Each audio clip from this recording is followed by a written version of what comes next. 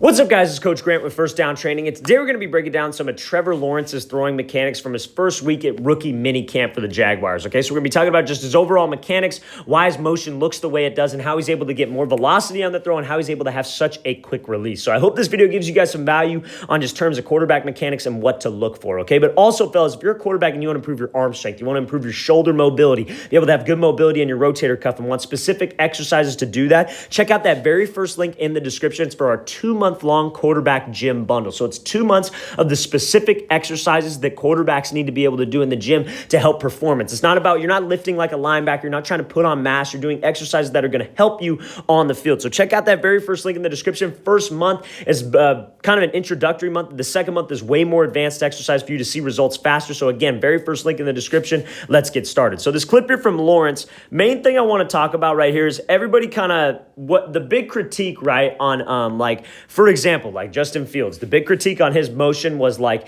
he's got this real like kind of wild elbow, right? So I think the one critique somebody could say about Lawrence's motion is that he's got this like kind of lean out of there, and sometimes his shoulders lead before his hips in this back leg control. And it's a very subtle thing, and honestly, it doesn't affect him that much because he's a pretty accurate passer. It's just there's some, like, the reason why this happens is because sometimes when he's in the pocket, he gets a little front leg heavy. So when he gets a little front leg heavy, his front hip can kind of lock out. And we're going to look at that in the last clip that we're going to talk about here, just kind of why he has a lean out of the throw, just because there's not as much external rotation from his hips. But again, everybody throws the thing differently. Everybody has a different motion. And it's not like this is a bad thing either, because obviously he's doing something right. First pick in the draft, got more money than he knows what to do with. So it's not a huge issue, but that's, if you're going to critique it, like if you're going to sit back and critique like how a lot of people critiqued Fields' motion, I think that that's something that would have been warranted to talk about if we're going to critique about Fields' little bit of an elbow change up with the angle, right? So I think that's the main thing that you could take away if you're going to talk about a flaw, but there's so much good things that he does.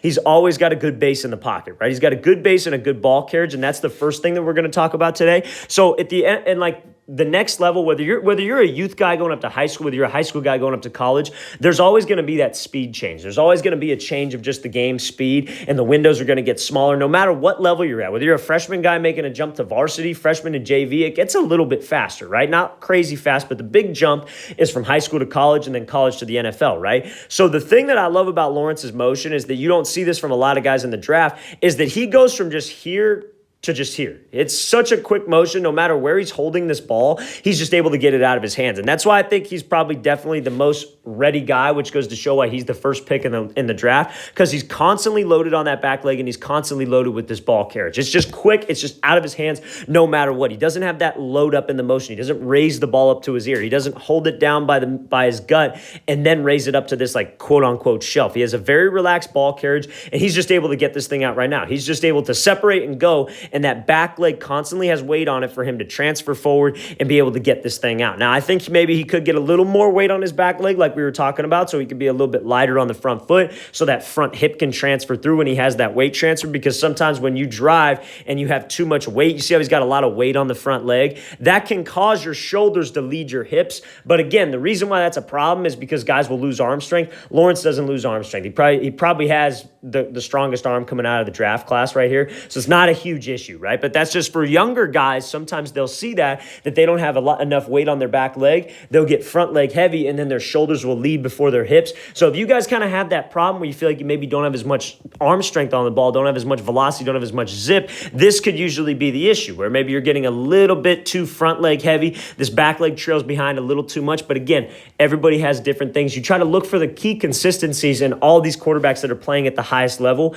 and try to apply that to your game. And the thing that you see a lot of guys have is what I'm talking about. This nice relaxed ball carriage. They're loaded with that back leg. They have a good base. They're not standing directly tall with their lower half. Their feet aren't super close together. It's not like their feet. You see that all the time. Like people post it on social media like Instagram and stuff like that, and they'll post videos of their guys throwing and their feet are like less than a yard, not even a yard, like less than half a yard apart. It's like, how are you going to move like that? The pocket is a very unpredictable thing, and this is the perfect base, and this is the perfect ball carriage to be able to navigate, get the ball out of your hands fast, because those windows at that next level are super, super small. So that's a great job by Lawrence, just being able to just get this thing just out right now. Just always be loaded, always be ready to separate and be able to drive this throw. And he does a great job staying square. So now this is also something I want to talk about. Is just his upper half mechanics are probably the smoothest in the class. And you see how he's able to just, again, like I was talking about, just go straight back into the motion. And this is that key consistency that we talk about. You see all the elite guys get to this spot right here. They call this like an opposite L because your arm's in an L angle. And it doesn't have to be a perfect opposite L. That's not what I'm saying. I'm saying there has to be a backstroke. That's what you see in a lot of the elite guys, right? You look at Aaron Rodgers, Tom Brady, Drew Brees when he played, and Mahomes, Josh Allen, they all get back to some kind of angle like this, but every single guy that I mentioned has a different backstroke. Brady has the nose of the football down more, right? You look at same with Josh Allen, the nose of the football is down. Patrick Mahomes has a little bit more wild of an elbow and he drops this thing a little bit lower, but they have a backstroke before they get to this position right here. This L is where everybody likes to talk about it, and it's a very old school method. You see a lot of old school coaches say like, oh, you want to get straight to the L. You want to go straight to 90. And if you're still teaching that, that's not the best thing to teach, just simply because it throws off your throwing sequence. Because you see how when he gets back to that L right here, this front shoulder's closed. He's got that front shoulder on the target, but what his lower half's doing is he's driving off the back leg. He's transferring weight like we were talking about to get those hips to rotate through. And when my hips can rotate through and my hips start to go before my shoulders do and the hips bring the football through, that's how I can get torque. That's how we get like more of a slingshot of the motion. And that's how I get more pop on this throw. And you see how the shoulders kind of lead, and he's got a little bit of a lean with his front side out of there before that back hip does. That's kind of like what I was talking about with that front leg weight transfer, where you want that hip to just open straight around. But again, obviously isn't playing the big, obviously first pick in the draft, not a huge issue for him. You see that happen in a lot of guys in the league, especially like everybody throws the thing differently. But again, if you're a younger guy and maybe you're experiencing not as much velocity on your shorter throws, maybe that's something you could do. Maybe that's something where you could lean back a little bit more on that back leg, be lighter on that front leg. So when you transfer through, that front hip can open up just a little bit better for you. Okay. But again, great job with the backstroke. Great job letting the hip drive take him up to 90. When you let that hip drive bring you up to that 90-degree angle, that's when you're going to be able to get as much torque as possible. That's when you're going to be able to get a little bit more velocity on throws, especially if you keep that front side closed like he does. And you see when he finishes, this is another key example. A lot of guys at that release point, you look at those elite level guys, they have that hand right here. You look at Josh Allen, that hand's tight to his body.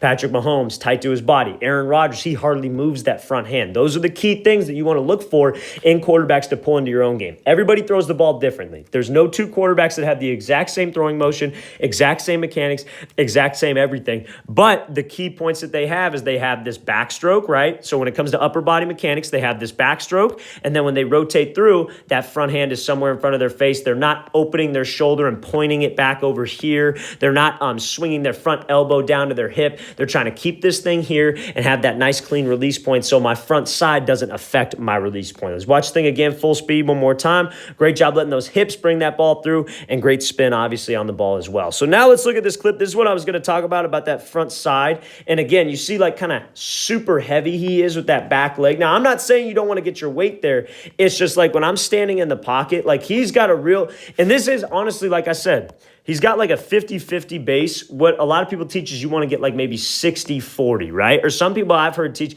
like 70-30, because when you get 70 back there and then you transfer through, that helps your front hip open up. But like when we get a little bit front side heavy, you see how like his hip kind of locks out. It's like it doesn't open completely up. That's just the reason why it looks like he's kind of leaning out of the throw, just because that front hip isn't opening up as much as you see other guys throw. Like, right, you look at like a guy like Justin Fields, that front hip opens up, like Zach Wilson as well. That front hip opens up and it's more of like an upright rotation rather than a little bit of like a lean out of there like Lawrence has, just simply because he's got a little bit more weight on that back leg. He's able to transfer it through, and then the front hip's able to come through. It's not necessarily because that's just the way he throws the ball. I think if he were to get a little bit lighter, you would see like kind of that more like, I guess, upright motion that you see in a lot of other guys. But again, clearly everybody throws the ball differently. Everybody has different ways that they throw this ball. That's just the reason why it looks like he kind of leans out of this throw a little bit. And I think if some people were to make a critique on that, that's what they would talk about. They just be like, oh, well, he leans out of the throw. He does this, he does that. But it's just the reason why. And understanding the reason why, because a lot of guys,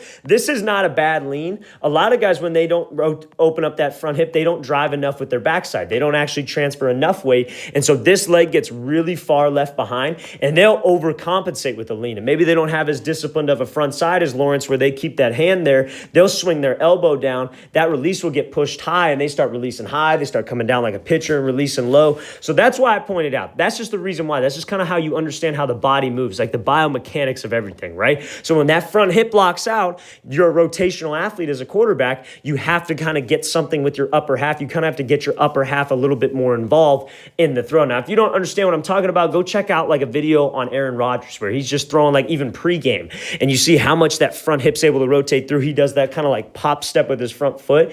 And so that's why you don't see as much of a lean with the upper half from that guy, okay? But nonetheless, right? Guy's got a lot of arm strength. I think he's going to be great just simply because of how he carries the ball, the base he has in the pocket. Those are things that transfer over, right? Those are things that he could carry with him, and those are things that he can do and be efficient at and get the ball out of his hands fast. And obviously, if he's able to play at Clemson and beat some of the teams that he beat, I'm sure he'll be just fine, right? Because the speed change, right? The speed change from high school to college, now college to the NFL, he hasn't missed a beat. So again, I don't think it's a huge issue. That's just the reason why he leans. But that ball carriage, being able to get it out, that backstroke, that front side, his base, those are all the key things that you see in a lot of elite talent NFL guys. Let's watch this thing again, full speed one more time. Very good velocity on this throw, obviously, and great lower half body mechanics. All right, guys, I really want to thank you for watching. I really appreciate it. If you guys have any questions at all, please leave those in the comments below. I'd really appreciate it. And again, fellas, if you want a 2-month-long quarterback gym bundle, all the specific exercises quarterbacks need to do to improve their throwing mechanics, arm strength, shoulder mobility, rotator cuff strength, good warm-up routines for you guys to do, check out that very first link in the description, fellas. Hope we get you guys on that soon. I'll see you guys next time.